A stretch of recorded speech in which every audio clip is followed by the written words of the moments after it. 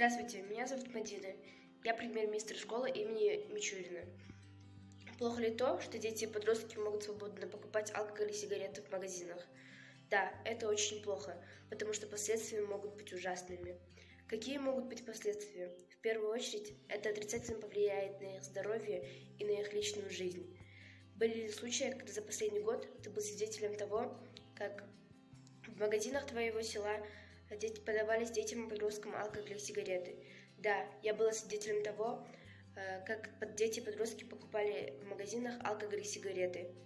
За последний год в твоем селе стали меньше продаваться алкоголь и сигареты детям и подросткам? Нет, продается в таком же уровне, не больше и не меньше. Почему это происходит? Из-за того, что продавцы магазинов продают свободно алкоголь и сигареты детям и подросткам. Если бы они не продавали, то такой ситуации не было бы. Ты думаешь, запрет для магазинов на продажу алкоголя и сигарет детям и подросткам улучшит ситуацию? Да, это, конечно, улучшит ситуацию, но могут быть такие продавцы магазинов, которые не смотрят на запреты и могут незаконно продавать алкоголь и сигареты детям и подросткам. Я ответственна за то, чтобы детям и подросткам не продавались алкоголь и сигареты. В первую очередь в селе ответственны продавцы магазинов, потому что это они продают алкоголь и сигареты детям и подросткам. Если бы они не продавали, то дети бы знали, что если они сейчас пойдут покупать алкоголь и сигареты, то им просто не продадут, и они бы просто не шли бы их покупать. И,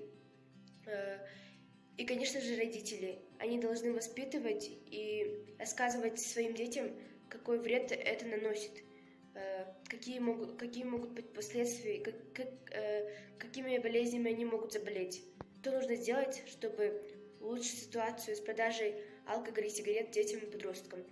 В первую очередь нужно ввести жесткий запрет, чтобы продавцы магазинов не продавали алкоголь и сигареты детям и подросткам. А также проводить объяснительные работы с детьми и подростками, объяснять им, как это вредно для здоровья, а также для их жизни, показывать им, не просто рассказывать, а именно показывать на картинках, какие могут быть болезни, как алкоголь и сигарет поражают их органы. И, конечно же, устраивать побольше мероприятий для детей и подростков, марафоны, конкурсы. И также в каждом селе должны быть дополнительные кружки для детей и подростков, чтобы в свободное время они ходили туда и развивались, они попросту тратили свое время.